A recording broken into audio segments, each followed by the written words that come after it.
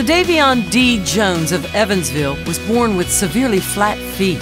He experienced pain when walking or running because his ankles would roll in as he walked. D was referred to Riley Hospital, where doctors performed 3 surgeries to help correct his ankles and feet and lessen his pain.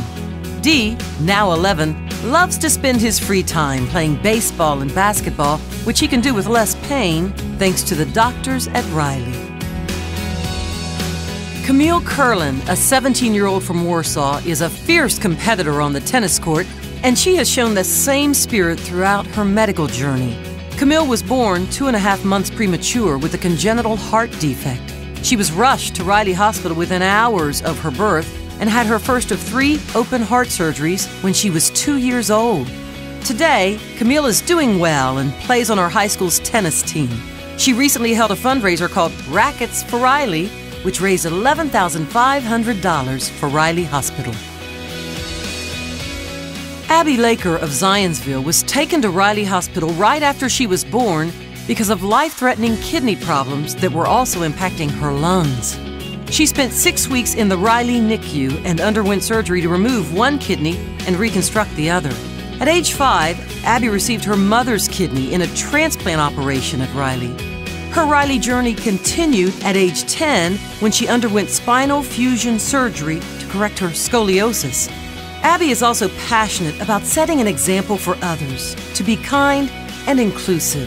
She is now a 17-year-old junior at University High School, where she is proud to be involved with the Riley Dance Marathon.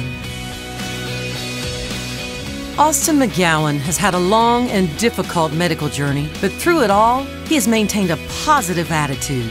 The South Bend native first went to Riley when he was diagnosed with ulcerative colitis at 3 years old. After a 6-year battle, including 3 surgeries, he beat the disease. Then, at the age of 13, Austin was diagnosed with 2 types of childhood leukemia, AML and ALL. Austin responded well to chemotherapy, and Riley physicians also recommended a bone marrow transplant for Austin's best chance at survival. Today, 21-year-old Austin is 7 years cancer-free. Addison Misch is a determined competitor on the cross-country trail, and her pace never slowed, even after surgery to remove a tennis ball-sized tumor from her brain. The 12-year-old from Markle was vacationing with her family last summer when her mom found her experiencing a seizure that they later learned was caused by her brain tumor. Riley neurosurgeon Dr. Jody Smith was able to perform a complete resection of her tumor, and Addison has had no further seizures.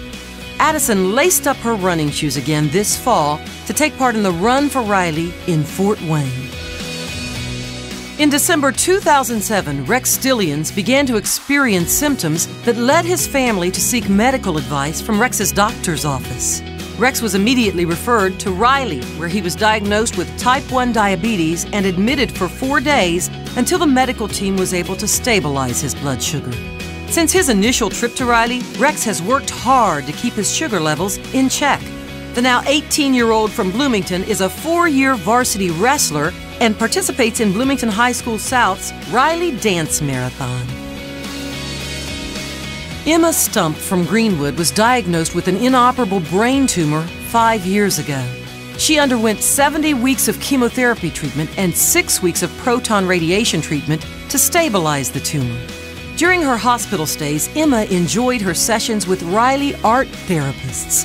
The sessions helped her express her emotions without having to put them into words. Today, Emma is a 12-year-old middle school student and gives back to others by donating art supplies to Riley patients.